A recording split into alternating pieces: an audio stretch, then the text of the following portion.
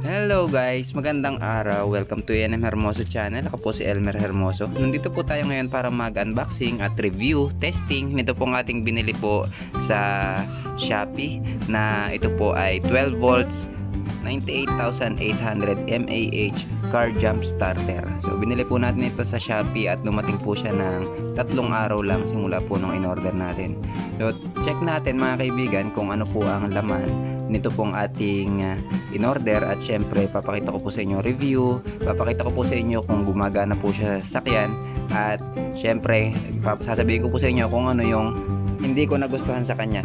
So habang binubuksan ko po ito mga kaibigan, baka bago ka pa lang dito sa aking channel, please po wag po natin kalimutang mag-subscribe at pakiclick ang notification bell para updated po kayo sa mga na-uploads ko pong videos, vlogs, tsaka po mga unboxing at review dito po sa aking YouTube channel. So buksan na po natin siya.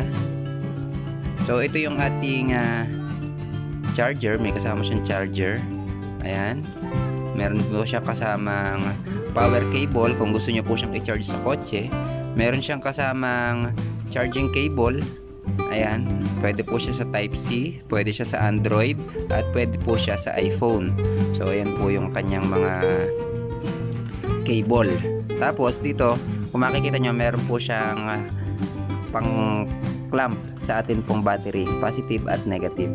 Maigsi lang po yung wire niya. Tapos syempre ito na po yung ating mismong pinaka power bank. Meron siyang matigas doon sa dulo na in case of emergency pwede siya magamit pambasag ng bintana pero hindi sa masamang paraan, ano. Tapos meron po siyang 4 na saksakan ng USB, meron siyang switch ng power at ayan, try natin, i-on muna natin. Ayan, pag ini-on natin dito sa side at kinlik natin, makikita nyo po dyan meron siyang battery indicator, makikita nyo kung ilang percent yung charge pa nya pag gagamitin po natin.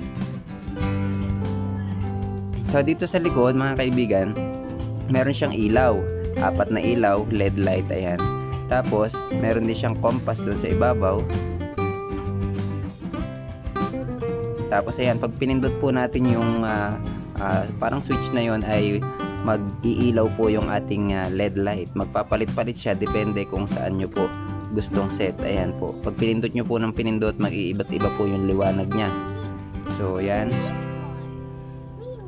okay naman. Talagang pwede siyang pang signal in case of kailangan nyo tumigil sa kalsada or halimbawa po nasiraan po kayo, pwede nyo po siyang magamit pang signal para po hindi po kayo mabangga ng mga paparating na sasakyan. So okay po siya. So ngayon mga kaibigan ay meron po siyang, ito may cover na yon, engine start. Pag inopen nyo po yan, yan po ay saksakan po yan ng ating crocodile clamp. Ayan, saksakan po siya niyan. Alligator pala, crocodile naman. Alligator. Ayan, sasaksak po natin yan. Tapos kakabit na po natin doon sa ating kotse. So ngayon mga kaibigan, try naman po natin siyang i-charge kung gumagana po siya. Ayan po, ang kanyang charger, may ilaw siya. Tapos saksak po natin dito sa DC input, input 5 volts. Tapos mga kaibigan, 5 amps pala. Dapat naka-on po yan dapat pag i-charge nyo kasi ay hindi po yung mag-charge pag naka-off po yan. So ayan, charging na po siya at maya maya ay testingin natin sa ating sasakyan. So ayun mga kaibigan, pagkalipas ng 2 buwan na simula nung binili po natin ay ngayon lang po siya magagamit kasi hindi naman po lobat yung sasakyan natin. So nagkataon po na yung ating ninong po ay nasira ang battery at ayaw mag-start yung kanyang sasakyan. So ngayon po natin masusubukan kung gagana po itong ating biniling car jump starter. Ngayon lang po, first time. Pero sa pagcha-charge, nagagamit na po natin yan as power bank. So itry po natin. Ito po ayaw mag-start. Ayan. Ayan, ayaw talaga. Diskarga talaga ang battery. So try natin.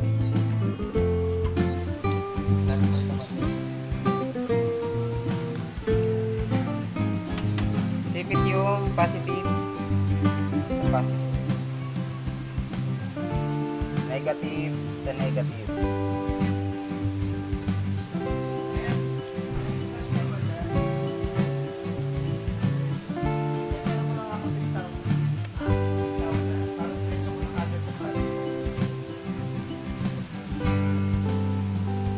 May withdraw lang ako. Sige po nino. Start ko na. Apo. Sana kayo.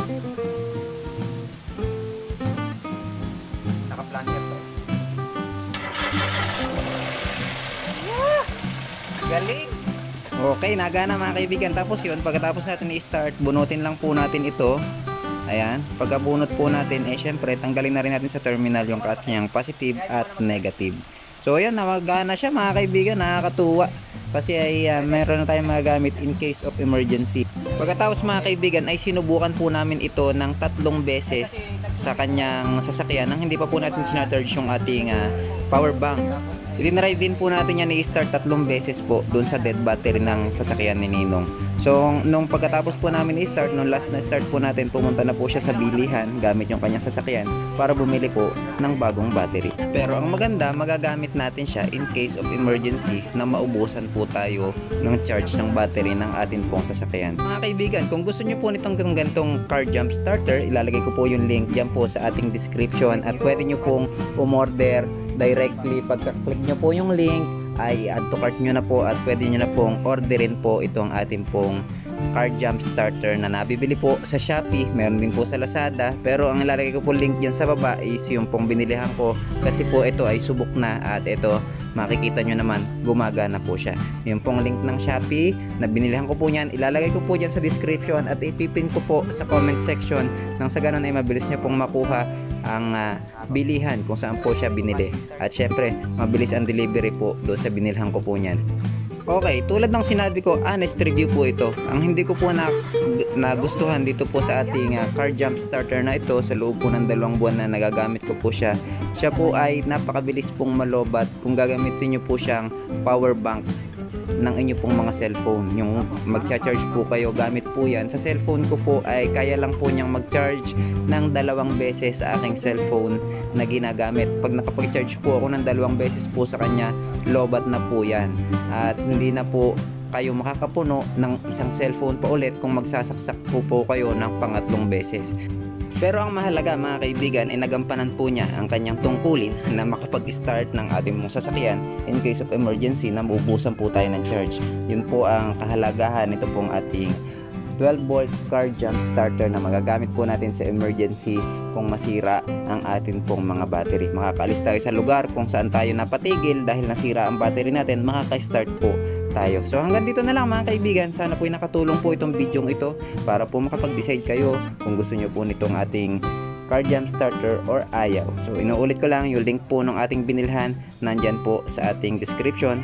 So hanggang dito na lang. Bye bye po. Please don't forget to like and subscribe. Bye bye po.